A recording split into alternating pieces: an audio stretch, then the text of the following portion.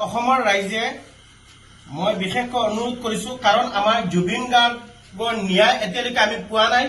গতিকে আমাৰ বিশেষ এটা অনুৰোধ আমাৰ ৰাইজক, যাতে কোনেও যাতে আমি যিটো দেৱালী পূজা, এই দেৱালী পূজাটো যাতে আমি নাপাতো। এইবাৰ আমাৰ মনত দুখ আছে, যদি আমি সঁচাকৈ যদি জুবিন অনুৰাগী, সঁচাকৈ যদি আমি জুবিনৰ ৰহস্যজনক মৃত্যুত যদি আমি দুখ প্ৰকাশ কৰিছো, দুখত ভাগি পৰিছো, সকলো ৰাইজৰ মনত এটা অন্তৰত দুখ আছে, তেনেহলে আমি এইবাৰ দেৱালী পূজাটো আমি বৰ্জন কৰিব লাগিব।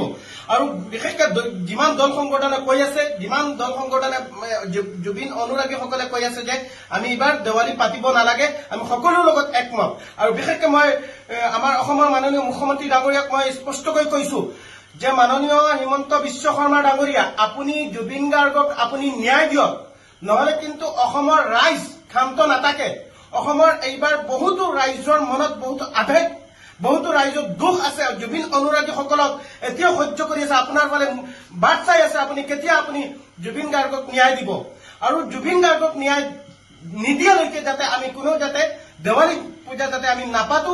বিশেষকৈ মই অনুৰোধ কৰিছো অসমৰ সকলো শ্ৰেণীৰ ৰাইজক, যাতে এইবাৰ যাতে অসমত দেৱালী পূজা যাতে নহয়, একমাত্ৰ জুবিন গাৰ্গৰ কাৰণে। গোটা বিশ্বই আজি জুবিন গাৰ্গৰ কাৰণে আজি দুখ প্ৰকাশ কৰি আছে। আজি সকলোৱে স্বীকৃতি, জুবিন গাৰ্গৰ যিটো গুগলেও আজি জুবিন গাৰ্গৰ মৃত্যুত যিটো ছিংগাপুৰৰ ঠাইত আজি স্বীকৃতি প্ৰদান কৰিছে, তেতিয়াহ'লে আমি কিয় অসমৰ ৰাইজে এটা অসমীয়াৰ কাৰণে আমি কিয় নোৱাৰিম? আজি দীপাৱলী আমি বন্ধ কৰিব লাগিব। এইবাৰ কাৰণে আমি জুবিন গাৰ্গৰ কাৰণে আমি দেৱালী বন্ধ কৰিব লাগিব।